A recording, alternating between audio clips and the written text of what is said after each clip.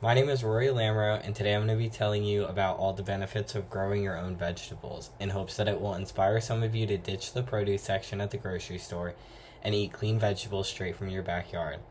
Whether you're skeptical about food contamination and pesticides or just looking for a new hobby that saves you money, starting your own vegetable garden can fulfill all of these needs plus more. A survey from WDSU in New Orleans that was released in 2025 showed that an astonishing 43% of Americans have their own vegetable garden. This is a significant increase from previous years due to it helping people save money during times of economic uncertainty. With all the economic issues and cutting of crucial food assistance to thousands of families, it is important now more than ever to find ways to make your household a little more sustainable. When you're looking to growing your own produce in the terms of affordability, it may not seem like that much of a difference when you break it down into the materials you need to grow your garden, such as seeds, gardening tools, watering cans, and planters if you're choosing to do it above ground. However, you don't need to make a large financial investment to start your own garden. Farmer Anna Hackman, who was interviewed by TheSpruce.com on the affordability of starting your own garden, states, if you already have a space you're growing plants in, it's going to be much cheaper to throw some veggies in the mix and harvest them for your table. If you're starting a garden with this intention, your sunk costs are going to be much higher, but that doesn't mean it won't pay off in the long run. A blog written on the affordability of a vegetable garden by Deborah Graff observes that if you can create 6 small garden beds and produce $160 worth of vegetables per bed, you could be saving around $800 per year of produce, not counting if you include fruit produce as well.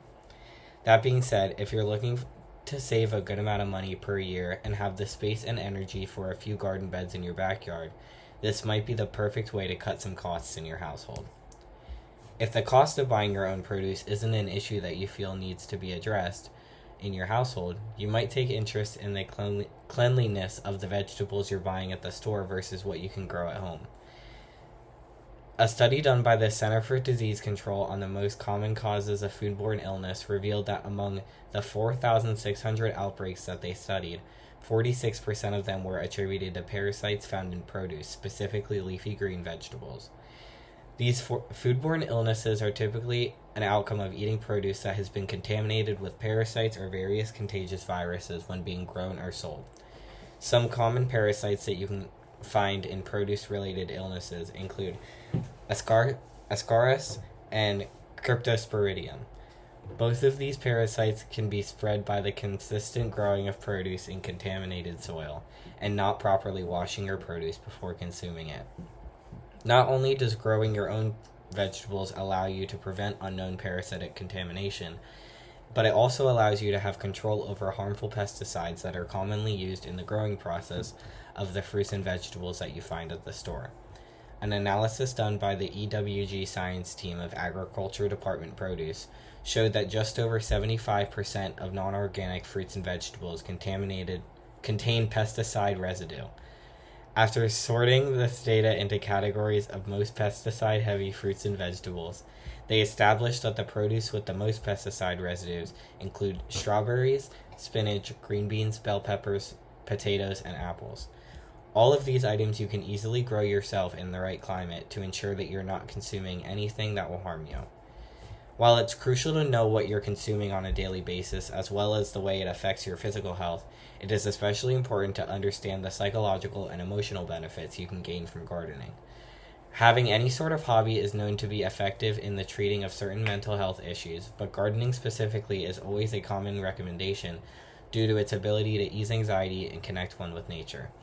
Gardening is a hobby that can be long or short-term and can provide relief from attention fatigue as well as being used as a meditative practice. Gardening for many people is used in spiritualistic or holistic ways and can be incorporated into therapy and prayer spaces. This is because nature is known to be a natural stress reliever. Spending time in nature is helpful in grounding yourself and providing a space free of pressure and distractions. The physical work put into the upkeep of a garden can also increase your motor activity and provide a way to exercise, thus adding yet another way it can improve your overall physical and mental health.